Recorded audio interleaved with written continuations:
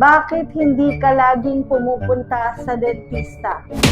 Ungkatin natin, why?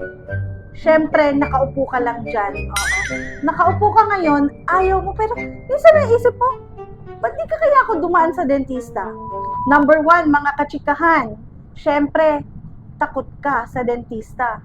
Yung pag nakita mo yung dentista, hindi ganon. Hindi ako naniniwala. Pag nakita mo naman ako, hello, doc. So, natatakot ka syempre sa ma-experience mo. Yan yung pain, ngilo, sensitivity, at yung ingay ba? Yung ingay ng mga instrument at materials namin. So, aside from that, takot ka sa kalalabasan. Takot ka din sa sarili mong multo. Ano ba yung nasa bibig ko? Naku, Dok, kadiri na to. Ayaw ko ipakita. Guys, makikita talaga namin yan, ha? Hingang malalim, magpakita sa dentista mo. Siyempre, pati kaluluwa mo, kita namin yan, guys. Ano naman ang pangalawa kung bakit hindi ka nakakapunta sa iyong dentista? Siyempre, nakaupo ka lang dyan. Malayo, nasa kabilang kanto, nasa mall. Kung tutuusin, malapit sila. Pero kailangan nating tumayo. Mag-cycle or mag-car. Meron akong clinic, MRT, LRT1, LRT2. O ano pang inaantay mo? Mga clinic sa tabi nyo, nagkalat. Kung basic lang ang ating kailangan, go, go, go na.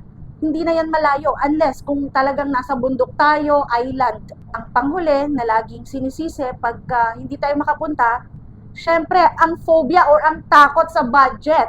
Yung pera naman talaga.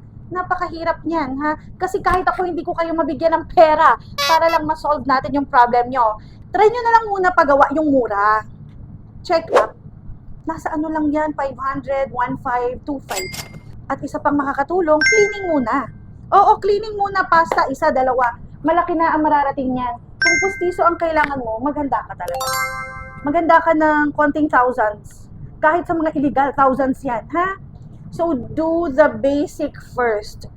To sum it all up, huminga ka ng malalim, tumayo ka dyan, at ang ngipin mo ay 32. Ang lungs mo, kaliwat kanan lang. Ang kidney mo, ganun din. Ang dila mo, isa lang. Ang mata mo, dalawa lang. Ang ngipin mo, 32. So, pag sumakit ang isa niyan, ilan pa yung magkakasunod na sasakit? Alagaan. Bakit? Ang dentistry, mas nagmamahal pag lumalaki ang sira. Mas dadami ang iyong gastos. Okay? So, habang basic pa lang kailangan mo or malaki na ang kailangan mo, pumunta ka muna, mag-usap kayo, maging mabait ka sa dentista mo, be polite, at magiging friends din naman kayo. Okay? Choose your dentist properly, at good luck sa iyong dental journey. Happy birthday to me today. It's my birthday.